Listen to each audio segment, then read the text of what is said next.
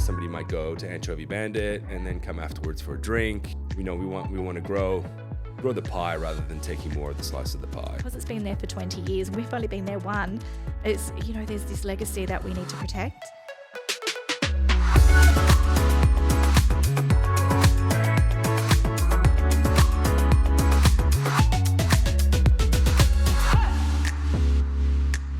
Marc, you've made it. I've made it. I'm here. Prospect Hotel and Cellars. Yeah, finally. Only been 100 years.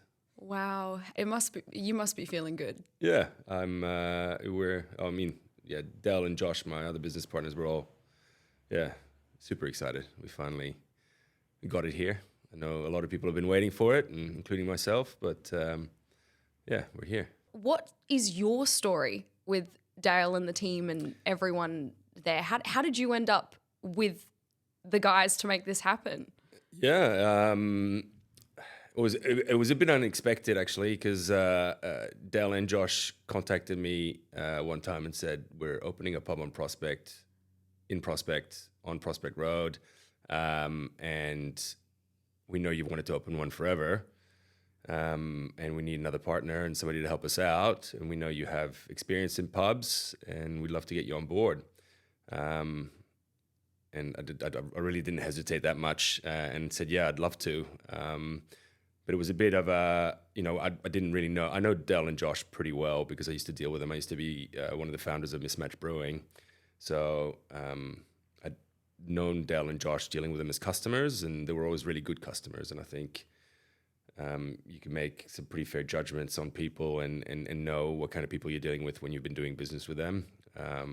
So there was no hesitation, and just jumped on it with Del and Josh, and here we are. Wow, it's incredible how something like that can happen just through a simple relationship. That's right. Yeah, you just never know when these opportunities will arise. I mean, it's not. I tried to open a pub before. We tried to do the Mismatch Brew Pub here a while back, and that sort of just fell through for various reasons. But to get a second bite at it was really meant to be, I guess. Oh, for sure. And what's your story behind the food and drink industry? I mean, how did you end up here on Prospect? Tell me a little bit about you, and how has this passion come alive for you to invest all your time into being in this kind of industry? So obviously I don't sound like I'm from here. I'm originally from Switzerland and lived in the States for a while. That's why I've got the Yank twang, but been in Australia for nearly 30 years, but I've lived in South Australia for most of it. I actually did hotel school down at Regency just down the road, and was kind of by fluke started doing it. My mum said, I know you don't know what you want to do, but how about you go and check out this hotel school? They offer a business degree at the end, and you could try your hand at hospitality. I already liked cooking, and I was very social as well. And for once, my mum was spot on. Loved hospitality and stayed here. So I used to run the Lion Hotel down the road. I worked in quite a few other bars, the Botanic, for example, which is not so much a bar anymore, but that was probably your original small bar. Just really got the hospitality bug. And after a while of working too many hours, I decided to stay within the industry and go into booze. So I worked for Cooper's Brewery, again, just down the road, for about 5 years, and then started Mismatch Brewing with a couple other mates. Grew Mismatch into what we think is a really great beer brand, and well liked by a lot of people. After 10 years, we decided to sell up and try some different things. And then I got the call up for the pub, and could apply, my knowledge about beer and spirits, as well as my knowledge around running pubs. And just really complement, I guess, Josh and Dale's existing strengths and attributes. Has this been within you from childhood? Like, have you been an open person? I mean, to be able to adapt and go into new industries and dealing with lots of people and being in the hospitality industry, have you, from a young age, has this always been something in you? Like, what were you like as a kid to be able to be this open person to manage people? I've definitely always been a social person. My mum always says, and my dad as well, I was always out and about. I'd go for, it was a bit of a different time then, but I'd be out from 9 o'clock in the morning and wouldn't get back until dinner time and just be out with friends. I always needed to be, I guess, your original FOMO, right? I didn't want to miss out on anything, so I always wanted to be out and with my friends and hanging out, and very rarely just wanted to sit at home and do nothing. So I think, yeah, I've always been that social person, and it's a natural step to go into hospitality. I think you just there getting to know people, and making people happy essentially is what it's about, right? It's a service industry, and giving people what they want, and making them leave happy and wanting to come back. And that's the main aim of what I like to do. So touching on that culture, people, community, how does that influence your business decisions? How do you know as a business owner what menu is now? What drinks do people want to create that atmosphere that attracts, customers to keep coming back? Or, how do you move with the times with your business? I mean, you never fully know. But I think we had a fair idea. I mean, I've lived in Prospect for nearly 20 years, or in the Prospect area, Nailsworth and Prospect. And I guess I'm a customer here. I have a lot of friends that live here, a lot of neighbors that I know. And, it's always been a thing. Like, why is there no pub on Prospect Road, in this area of Prospect Road? And, you want to have that. I believe that a pub is really the kind of the heart of the community where everybody can go. And there are already pubs around here. There's the Windy, which is really fantastic, and up the road, and I used to go there quite a bit. Now, unfortunately, I have to work the hours, so I don't get to go and enjoy a pint at the Windy. But we wanted to offer things that complemented what was already in the area. Why come in and do something the same as everybody else? So we still wanted to offer people, and like I was sort of discussing it with you earlier, it's a pretty diverse community that we got here. We've got people that have been here for generations, and we got people that are new in the area. And it's like, how do you make everybody happy? And you really can't, but you can offer things that will make most people happy. And so the pub is a bit of that classic, but new. So we still have those great dishes, like schnitties and burgers and steaks on the menu, but then we'll have, some stuff that you probably wouldn't expect to see on the menu. Personally, the brick chicken is probably my favorite dish on there, and it's something I've never had at any pub before, but it seems to be one of our most popular dishes. And as far as the beverage offering as well, you've got your beers on tap, but then you might have your more crafty and boutique beers. So I think everything that we offer there is a reflection of old and new, and that's what the Prospect community is. And it's about finding a way to make those work together. And I think we've done that pretty well. But I also think there's plenty of changes and evolutions that we need to make. We get plenty of feedback, and some of it is constructive, and most of it actually is constructive, and things that we can actually action. That's why we're still making changes to this pub, and to make sure that we fit along the expectations of our local community. Yeah, I think it takes quite a bit of skill to do that, and wear all of those hats. And like you just said, you are a member of the community. And I think coming from that place of authenticity, what do people like, what's in, and then also, wait, this here, this is what everyone loves. We shouldn't get rid of that. We should fight for that too. And I think that's really cool hearing that in the hospitality industry as well. Yeah, and I think, the other thing is that Prospect's a very unique place. Like my wife, she is from other side of South Road. So she used to live in Brighton. And when we first met, she goes, "Oh, where do you live?" And I said, "Oh, Nailsworth." And she goes, "Isn't that all like car dealerships and stuff?" And I said, "No, well, that's probably what you see on the surface when you drive Main North Road. But then we've got our beautiful streets and beautiful homes in that area. And I think we're a bit of a hidden gem, which people are starting to realize now, obviously. But we've got such a great community that backs its local businesses. And I think, we're very lucky to have opened up a business with such a supportive community that'll help you along and support you along the way. So we're really grateful. How did you end up in Prospect? Because we were chatting before, and 20 years? What's your journey been here, and what inspired the opportunity to have the Prospect Hotel pub right here? How did you land that? And I guess were you confident from the whole time because you've been here for so long, or was it a bit of a spontaneous opportunity? Can you just kind of tap into that? Yeah. Well, I mean, for some reason, I've always gravitated to these like northern suburbs. Like I said, I worked at Cooper's, I went to Regency, I worked at the Lion, and I've kind of always lived in this area, and I've always liked the area. And when I looked for a home, I wanted something that was still close to the city with a decent block. And eventually, when you have a family, you got a backyard and everything else. So knowing this area and knowing how good it is and the potential of this area is probably the reason I ended up moving here. And, you know, like I said, my wife lives here now and she would not live anywhere else. Like, she loved the beach, but Prospect is her place. You know, it's just the locals that we have here. It's a real family community, and we just love it here. And we have so many friends here. Love our neighbors. It's just a good place to be. And I digress. I'm sorry, but I just wanted to say how much I love living here. But then That's fine. You know, for the local business, can you actually remind me the question you asked me? Yeah. I guess the opportunity that landed this physical manifestation with Dale, Josh, yourself.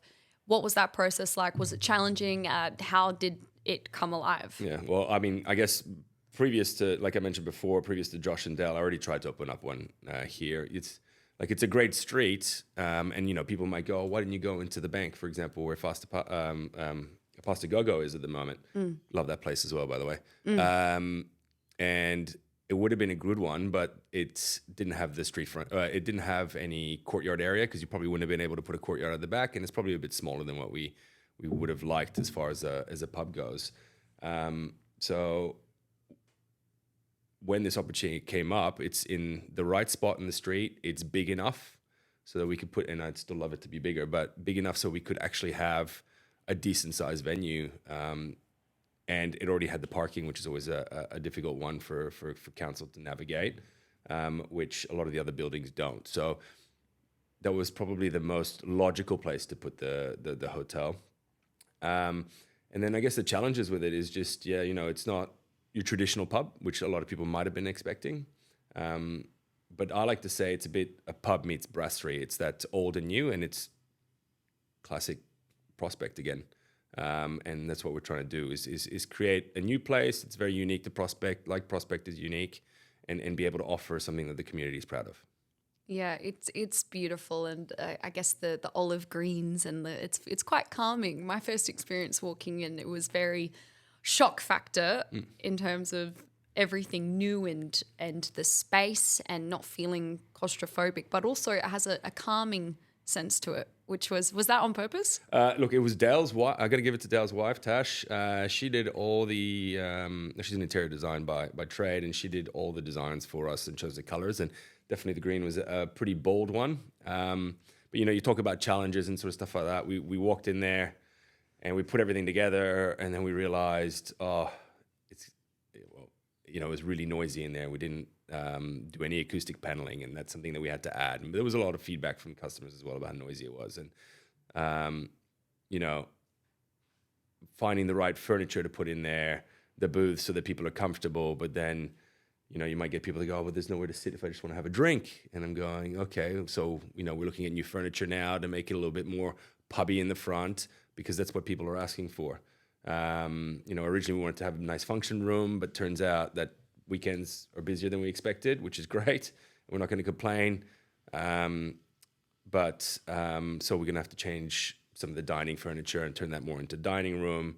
You know, there's a lot of evolutions that we need to make. You know, our bottle shop at the back, we haven't really promoted that as much as we probably should yet. We're still transforming that into a little bit of a wine bar. So there's a lot happening behind the scenes for us to try and evolve and make it more into what the community wants. You were touching on, I guess, the community and how its influence can impact your business in a positive sense. What's on the cards for future collaboration for you guys? I mean, do you plan on collaborating closely with other businesses? What's in your first year and your goals? What's to expect? Yeah, I think, first what we wanted to do is get everything right, and where we could, we used some local businesses to help us out. So Adelaide Locksmiths down the road, we used them for new keys and a safe, and we've got a local window cleaner and a few other businesses that we use around the place. At the moment, we're talking to Chanella's and seeing maybe if we could do a meat tray, which it's my butcher at Chanella's, and he's very keen. So we'll see how that sort of turns out. And it's always about finding those opportunities. I think we kind of feed off of each other as well. Like it's great to see people who come in and have a couple of pints or a glass of wine and then head into Rosemont Hall. Best dumplings, by the way. That red sauce is addictive, and I love it. But and then somebody might go to Anchovy Bandit and then come afterwards for a drink or the cinema. So it's great how we all can feed off each other. And again, this is what I was talking about: complement each other. We want to grow the pie rather than taking more of the slice of the pie. And that's really strongly what we believe. We didn't want to be something else in the community that was taking away from business. And that's the good thing to see, is that we get busy and still everybody else is busy as well. And now we got people coming to Prospect to go and visit, because I actually, an example, the other night I was out with a few of the other dads that live in the area, and it was just good to go. Let's go out Wednesday night. All right, where do we want to go? And there were so many choices of places that you can go. So we went to the pub first for a couple of beers, but then we went to Coyo for the steak night, which was great. The other time we went for Mexican. Like, there's so many great things to do on the street now, and like I said before, community is really backing everybody on the street, so it's great. Wow, that's exciting. What do your customers love? I mean, what's the favorites? What's one kind of dish or drink that you guys, you can sense that there's a bit of favoritism going on? Like, Yeah. I mean, tell me about the favorite dishes and the drinks and all these sorts of things that people are screaming for. Yeah. Look, the classics are definitely the ones that sells. Like the chicken schnitzel, and who's going to go past the chicken schnitzel, is our biggest seller. And the Prospect Draft, which we get made by a brewery, is our most popular beer on tap. But I think a lot of people also come in for those kind of unique things. And I mentioned the brick chicken before. That is my personal favorite. It's like, if you know, and people have tried it and they come back for it. It's something that's really unique to us, and we love that. But I think the big focus for us is we didn't want to detract from what Josh and Dale had already built, and there was a big focus on South Australian. And that goes across our food and our drinks. So, we've got fresh SA squid on the menu. All the suppliers that we use are local where possible. When we look at wines, a big focus on SA. So I would say, 70% of our wines are from SA. But now we've started, and again, this is looking at what's already in the area, but we've started doing more premium products as well from interstate and international, which has actually been selling really well. Like, people have enjoyed coming in here. And it was for me, something I'd already looked at. Like, when I live in Prospect, and I always go, okay, it's great having the convenience of so many of like a BWS down the road, or at Sefton Plaza, or the Celebrations down the road, but they were all offering very similar products in my mind. And I couldn't get things that I thought were kind of unique. And that's kind of what we offer at the bottle shop at the back, or on premise in the bottle shop, is a lot of small producers, a lot of premium products that you might not be able to get at the local bottle stores here. And again, complementing what everybody else is offering in the area. And with beers as well, we do, craft beers that you probably won't find at the other stores. But then again, we're not going to offer the same things at the other stores. So we might have Han Super Dry and Corona there, but we're not going to have all the other products that they probably necessarily have. And again, it's about complementing what everybody else is offering, and offering something different that we think the Prospect community would like. Wow, I'm so excited. I need to come in and get a schnitty. The burger is absolutely delicious. Oh, thank you. Yeah, it's to have you guys here is just brilliant, and you can see the atmosphere of people outside on the sunny days. Now it's winter, it's more inside. Got a couple heaters coming. Yeah. No, it's really awesome, Mark. And for you, what's something special that has happened recently, or since opening day now? Is there kind of a memory that's sticking in your mind that you'd like to share? Look, it's just been. What's it been like for you? Yeah, look, it's a lot of hours, but we've got a really great team, and I think, when we first opened, this is like a brand new venue. It's not like we've taken over a venue. It was a brand new venue that had never operated before. We put in a kitchen, we put in a bar, we put in some furniture, and we opened, and we didn't have a booking system in, and people were rushing because they wanted to get here, which is fantastic. Like but ultimately a little bit, service might have been affected because people might have been waiting for their meals too long. And, it's something that we learned. But what I appreciated the most about this was how strong our staff were. At one, making sure that people were having a good time. And if there were any problems, they were trying to fix those problems and make everybody leave happy. And, hopefully they achieved that. But it was just great to see a team come together, launch a venue. Again, like I said, never been opened before, and to be able to deliver great food, great drinks, and great service. And I guess that's probably what stuck with me the most. And, now we've really got a good core of team, and I really hope that we can even more improve on that. Wow, that's amazing. The team is so friendly, and you can sense family. Yeah. And I think that's really important too. Yeah, no, it's really good. We got the Boyd Turners, so two sisters and a brother, and they all work at the pub together, and they're fantastic. And their parents come in, but their dad works as an architect and in a little bit of design and dabbles, and he's given us some free advice on how we could improve our pub and the layout and sort of stuff like that. And I guess if that's not showing family, then what is? So it's just it's not only the support of the staff, but also their immediate family that come in. We've got locals here that come in as a family, and their kids work here as well. And that was always meant to be what we wanted to do, was have that community pub and locals to call it their own and to come in there. So yeah, it's been great. 5 kilometers from the CBD, that suburban paradise, the stop at the pub, the family, they can park, get out and have a good time. The Prospect pub, it's alive, and the community, it's just hearing such a positive feedback of it, and having that place, like you said, where anyone can come and just relax and have a good wine. It's just brilliant. Wrapping up the interview today, where do you see Prospect going? I mean, for the future, the pub, what do you see on the cards in the next kind of 3 to 5 years? Living in Prospect, having 20 years behind you, where do you see Prospect going? Oof, that's a tough one. I always want it to be evolving and I guess not necessarily growing as far as how many people are here, but growing as a community. That's a really tough question. I just want it to keep on being great, really, to tell you the truth. And being great is evolving to your customer and your community's needs, and always being, the top of the game, like the envy of every other suburb or every other city or town. I want Prospect to be the best, and people to be envious that they don't live in the area like we do, and how lucky we are to be living here. Wow.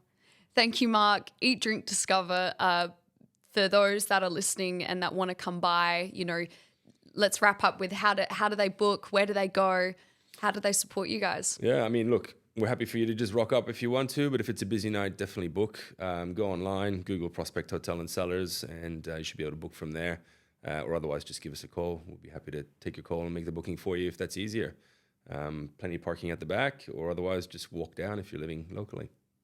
Beautiful. Thank you so much. Thank you so much, Marc, for coming on. It's just been a pleasure to meet you and hear the story behind the pub, and also yourself being here in Prospect. The passion, it's alive, and we're excited to see you guys grow. Oh, thank you so much for including us. We love it. Thank you.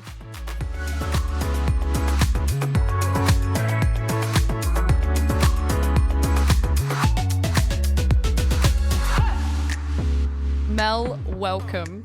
Thanks for having me. Oh, thank you for coming on. Café Komodo. You're keeping warm? Yeah, and what a fabulous space we have. We've got heaters, so we're not worried about the cold. Yeah. It's a nice cozy space to be in the winter. Oh, it's beautiful. The couches are what I imagine in my mind going to Café Komodo. Your 1 year is coming up and that is super exciting. It is. It's gone so fast. It has. It's gone really fast and we've settled in so well. It's like it was meant to be. Wow. Well, thank you so much for coming on the Prospect Pod. What is your story behind the business, Mel? Oh, it's actually kind of unusual, I think. I spent my life in food but working for other people. And Café Komodo is a place that both myself and my partner and our children have visited many times as customers. We saw in the advertiser that it was going to close its doors and be gone forever. And after 20 years of trade, we just thought that that was just a real injustice, and it's a tough time for hospitality at the moment. And it's not a good time to be buying a hospitality business, but here we are. We launched straight in. We bought it from the existing owners and we have not looked back. It's going to be a tough road for a while, I think. Anybody who's in the same shoes that we are, they know what we were going through. But we've had a huge amount of support from the community, and the customers that visit Komodo have really stepped up to make sure that we're welcomed and comfortable and enjoying the space. That's amazing to hear, Mel. It's the support for Komodo. It's a beautiful gem down the lane, the experience when you go in. You said you had 20 years experience prior. Can you tell me about that? Yeah, well, I've always worked in food, but the last 15 or so years of that has been in executive leadership. So I was behind a computer a lot of the time. Lots of meetings, lots of phone calls, teaching people how to run businesses profitably. So this is a sidestep, but it's so much more hands-on and customer-facing, and it's really what I'm good at, and I really enjoy it. So it's been a sidestep for me, and doing something for myself has actually been really refreshing. Would you say that that stems from your childhood, or would you say have you always been like that, open because it takes a lot to run a hospitality business and to be able to be approachable and to deal with both positive and negative feedback. Yeah, there's certainly in my family history of business owners, and some of the people I am most close to in my family have done things for themselves over the years, and were probably the first to warn me not to, actually. So it's been quite interesting transitioning away from a corporate kind of lifestyle into a 7-day-a-week commitment. And I can't say even for a second that I haven't enjoyed that transition. So I think it suits me. And because my family has been that way inclined, from my grandmother onwards, it's been easy for me to just commit to that. I haven't been afraid of it or scared. It's been really smooth. Mm-hmm. Komodo in particular, though, is a really great place to be doing that in, because we really focus on this feeling of inclusion, and it's really nostalgic, and all of the things that I've learnt throughout my lifetime, even from just some of the recipes on our menu are my nan's recipes. So, they're things that we have that make us feel like, our memories are evoked, and the comfort of the space and the warmth, and, even the staff, they're just fantastic, and they are warm and welcoming. It feels like you're in your nan's backyard. It's pretty cool. It really does. The moment you walk in and the hellos, and you feel like you're going into your lounge room. Yes. That's the feeling. And from the retro chairs and the posters and the music and all the things that make Café Komodo, you're right, it's nostalgic, but it's welcoming it's just an instant. You're just hearty meals, and the girls, and cozy and comfortable. Cozy. Yeah. What does the local demographic like? Because you mentioned before that the community has really gotten behind Café Komodo. It's, Café Komodo has been around for a while, and you guys have taken it on with that story. How have they been supportive leading through you in your first year. I mean, what are some of the things that they do that makes you kind of feel, confidence and coming in as a strong business owner? Yeah, it's the environment is a welcoming environment. So the people that visit Komodo, the vast majority of them are regular customers. So we see them multiple times a week, and they don't hesitate to say hi and introduce themselves when they see that I'm the newbie there. So we took the team as it was. Like the whole team stayed on with us when we bought the business. So a lot of the customers were really familiar with the staff and already knew them, and the staff all like know those customers by name, but we were the new faces. So they've been, really great at saying hi and stopping us and having a chat about how things are going. If we put a new special on the menu, they'll give us feedback about it. They engage with our socials. It's a really tight-knit community. But because we're such an inclusive venue, we've also got these real diverse cross-sections. So lots of musicians and artists and, people that feel welcomed in our environment, right down to, our menu inclusions. So having a good variety of vegan or dairy-free or gluten-free, like all the different dietaries that people could have. It's a really inclusive space. So we don't have a particular demographic of person that visits us. It's a very huge range of people that feel comfortable. Wow, it's the influence of like the Café Komodo's culture all the way down to your menu. How do you balance that? Because is that quite challenging as a business owner to do so? No, not at all. I find it really freeing. Because we're so inclusive, I can do anything I want to do, and I can draw on the expertise of the team that came with the venue and their varying cultures and backgrounds. And we can obviously build our relationships with the community and the people that visit us and draw on their experiences as well to do whatever we want to, really, at Komodo. And not many venues are able to do that or have that kind of flexibility. So I really enjoy it, the freedom of being able to try new things or, different genres of music and being involved in Fringe and Sala. It's a dream come true, really. You gave me an example of that before with, you said that the original owner came in, and that, can you tell me about that experience and how that had an impact on your menu? Oh, look, so we met the very first person who set up the Komodo business right back in the very beginning. And her mum and family were living in the house in the front of the building at the time. So we're talking 20 years ago. She took a walk around. They've been in the States for the last, I think, 6 years, something like that. She visited as a customer. I had no idea who she was. They were just sitting in the courtyard enjoying as they do. And somebody nudged me and said, "You know who that is?" And I nearly cried, to be honest. It was such an emotional thing to meet the person who started this thing that has now become my life. It was quite incredible. So we had a bit of a walk around, and she pointed out all the things at Komodo that were from her hands, the things that she did herself. What kind of things? So in the back of the building, like what we operate as our kitchen and where we serve from, it was an old garage, and she cut the hole in the wall to be able to serve through right back in the very beginning. So there's all these like misshapen, uneven bricks in the wall, and she described how she had to cut this hole in the wall to be able to serve.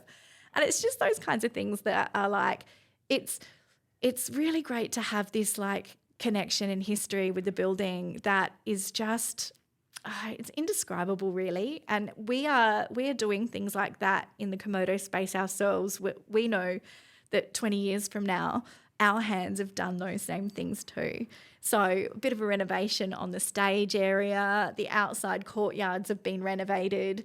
So just little things. And the owners before us, they put their marks on the place too. So Komodo is kind of a bit of a merging of all these people that have influenced its current. Storytelling within storytelling, from the hole in the wall to the menu to what is this item in here? Absolutely. Everything tells a story. And being able to find old recipes and menu items that were from previous owners or previous chefs there, that's been quite fun. We inherited the socials as they were, so we've kind of got some history of some photos, and we've got all the old recipes. So it's been fun to kind of resurrect some of that stuff. Oh, it sounds beautiful. It sounds like a storytelling journey itself, being able to look at this and make sense of it and reintroduce it or put a spin on it and make it your own, Mel. I feel you have this openness to, take it on and risk. Like, it takes a lot of risk to run a business, start a business, hospo. You mentioned previously, how are you navigating that? And, does Prospect help shape that at all? Yeah, absolutely. We're really lucky that Komodo happens to be where it is. We love being part of the Village Heart, and our neighbouring businesses are incredibly supportive. We've made some great friends already in just a short amount of time. I think the businesses on Prospect Road really do support each other, and they really are what makes Prospect Road what it is. And it's over the years become this real hub of activity, a real hive of social experiences, and it's really great to be a part of that. How do I feel about the risk? Well, it has been scary at times. We certainly haven't had a smooth sailing financially over the last year. It's been, I would say, is it a battle? Maybe it's a battle. I don't know. This feeling of taking the business from losing lots of money to breaking even, and now just starting to kind of see the shoots of profitability. It's exciting, and it's certainly something that I'm passionate about and have been long before Komodo. But it's what keeps businesses like this viable long term. So it is important. It's important that we're able to make some really good, sound business decisions to make sure that we are protecting the future of, being a custodian of Komodo. It's important to us because it's been there for 20 years and we've only been there one. It's, there's this legacy that we need to protect, and profitability is the start of that. Mm-hmm. And you have so many, it's quite multifaceted in the sense of, supporting musicians, artists, chefs. Can you tell me a little bit about that? Because that is a point of difference for your cafe. You guys run events. Tell me about the events and what's it like running them? Yeah, so we do, our music calendar is permanent Friday nights and Sunday afternoons. And really it's quite loose in terms of what we put on the stage because Komodo is inclusive, which means that we really focus on a bunch of different genres, and a lot of the musicians that play with us now have played, in varying places around Adelaide, but some have never played in front of a crowd before. So we're quite open to having anybody who is talented, they've got to be talented musicians, but doesn't matter the genre. So we've had rockabilly, we've had R&B harmony, we've had alternative music, we've had full bands, and we've had solos. It's been interesting to see how people respond to that. We advertise our calendar on our website and our socials, and we encourage people to book a table if they're coming to see the music because we're licensed for 75 people, but only half of those are inside where the stage performance space is, so it can get a bit tight. We participated in the Fringe this year. We ran 7 shows, 4 of which sold out. So wow, that was really exciting. We took all the tables out for those and just put rows of seating in the indoor space, and then ran the cafe from the courtyards separately outside. So we were able to do both at the same time. And we have Sala just around the corner. So our first art exhibition with Sala in our space. So I'm looking forward to that as well. Congratulations, Mel. The vibe is thriving, and it does make you unique. And I think for musicians or people that enjoy music and they just want a nice fun time, a nice evening, Café Komodo it's comfortable. It's a relaxing atmosphere. Can you tell me about how has your journey in Prospect been? I mean, your 1 year is coming up, and you're touching on kind of a little bit of the challenges and risk factors. Are you going to collaborate with businesses moving forward? Like, are you going to pivot more in the event space? Like, what's on the cards for Komodo, and kind of where do you see your next year going? Yeah, okay. I think it's really exciting because it could really go anywhere, and I don't really have any set plans. There are certainly some things that I want to do in the space to just continue to improve how comfortable it is. All of those things involve financial investment, so it's one step at a time. But we really want to just keep everything at Komodo bedded down around what our goals are. So inclusivity, that nostalgic feeling, keeping our team first and foremost, making sure that they're happy and they're, engaged in what we do, and involving customers in everything that we do. So we'll continue to focus on the arts. That will always be part of our very fabric. So whether that's Sala or Fringe or the music calendar or other events, we've also had a couple of trivia nights and comedy shows and things like that. So we'll continue to do all of those things, but I think really what we'll be doing over the next year is just bedding those things down and getting better at how we do them. Wow, it's so exciting. The shows, food, there's so many balls in the air with Café Komodo, and it's just down such a beautiful little pretty lane. How has the menu evolved since you've taken over? Because you've mentioned you've got traditional, you're paying respects to the past. Where's the menu going? Yeah, so we took the menu as it was and we kept it at its core. So we haven't taken a single item off the menu from when we bought the business a year ago. What we've done is add to it. So where we thought that there were gaps and things that we thought people would enjoy, or things that people had asked for, we added those using the specials menu, which we update every fortnight. So we've always got something kind of new and exciting happening. Everything we do, though, menu related, it's not the bells and whistles typical cafe food. This is, the kind of recipes that you had when you were growing up. This is home style cooking done really well. Almost everything we do in terms of sauces, relishes, we make those in-house. There's a couple of things we buy in, but the vast majority of what we do is all made from scratch. What type of dishes? Well, my favourite is the pistachio pesto eggs, and we do a really mean poached egg. So, it's and the amount of eggs we do at Komodo is incredible, like so much. But, a beautiful pesto dish made from scratch using basil we grew ourselves with the lemons we took from our own lemon tree. It's just so fun. It's being able to play with seasonal flavours, keep our costs lower by doing those things ourselves. We're really lucky because Prospect it's an old neighbourhood, it's an old community. So there are fruit trees everywhere in the community, and all of our neighbours bring us box loads of fruit. Every few weeks they just turn up with things and say, hey, can you use them? So, we've got things in our cake cabinet, use the fruit that came from the neighbours. Our zucchini fritters we use pomegranate seeds that come from our own pomegranate tree. So, those kinds of things just make Komodo a bit different and unusual. Wow, imagine that. The community coming I know. to your door. Yeah. Here's the limes. Yeah. And, when we went over the summer period, all the stone fruit, we had lots of apricots, we had lots of peaches. People have brought us in. We made chinotto last year with all the grapefruits, which is great because all this food would otherwise be rotting on the ground. People aren't using it. So now they feel good about bringing it into us. We, of course, shout them a drink or a meal to say thank you for that. But it's really great to be able to use those things in our menu and just be able to be nimble with that. Mm. What are you most proud of, Mel, of this journey so far?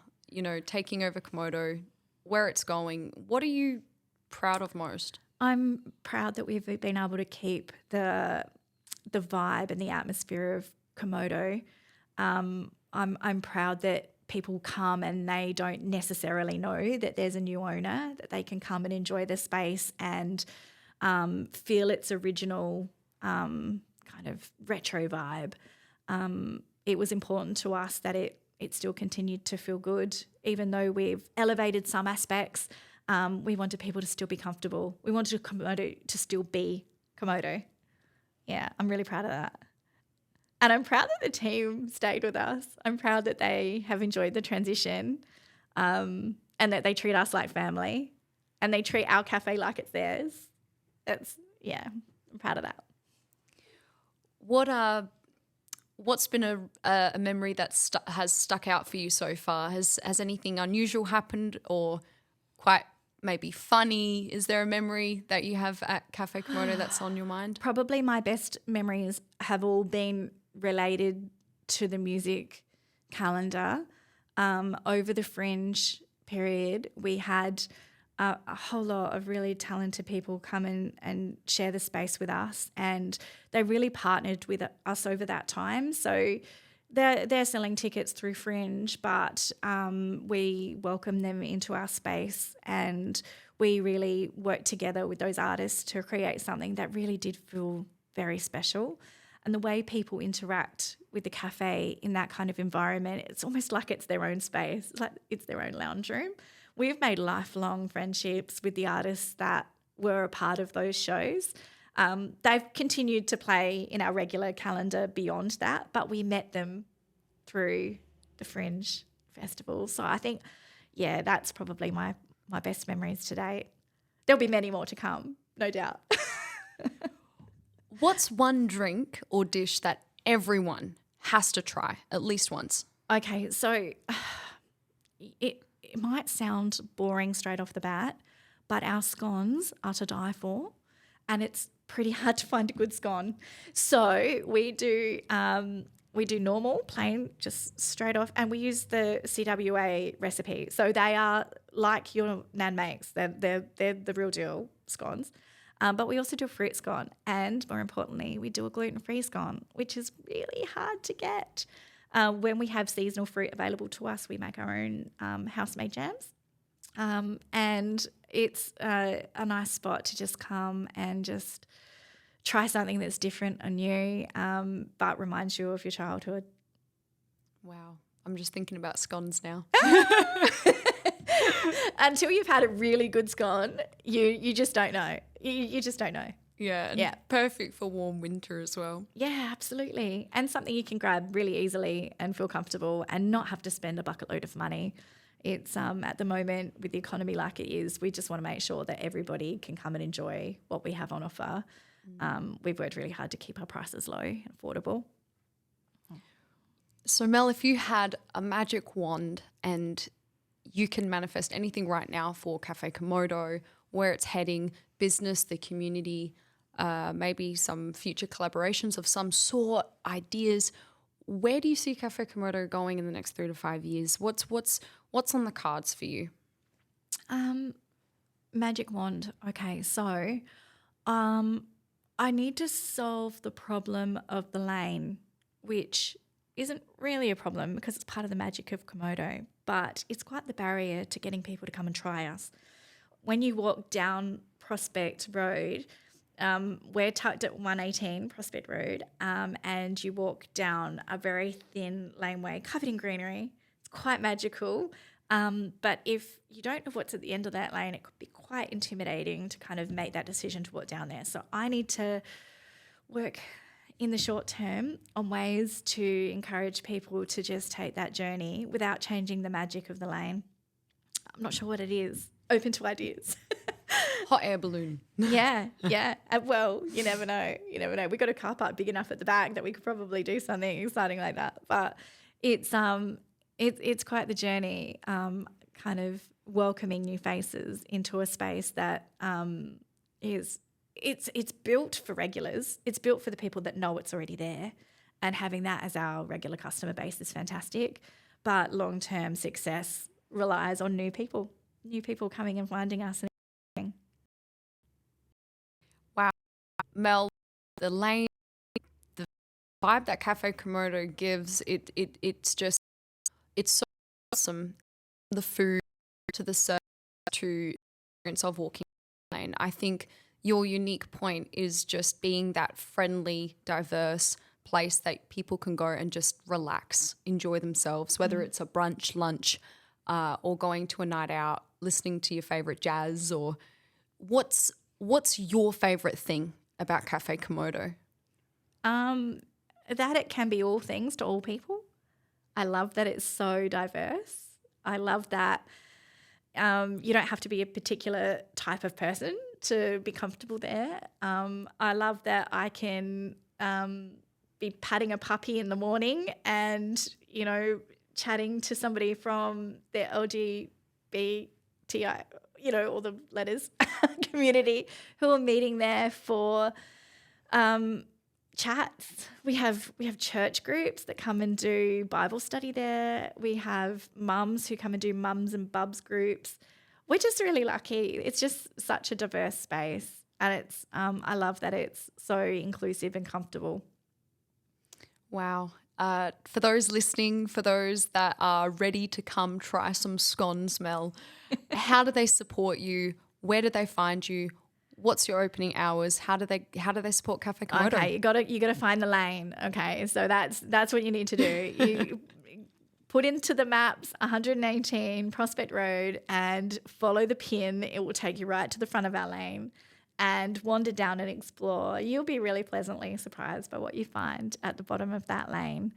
And of course, following our socials will keep you up to date on our music calendar and all of our new specials that are coming out of the menu. Amazing. Mel, thank you so much. Café Komodo, it's been an absolute pleasure just getting to hear your story, from the risk to adding a spin on your own dishes and keeping the history alive. It's just incredible, and Prospect is just so lucky to have you. Oh, thanks for having me. And it's been such a pleasure getting to know everybody on Prospect Road over the last year. We feel very at home here. Thanks, Mel.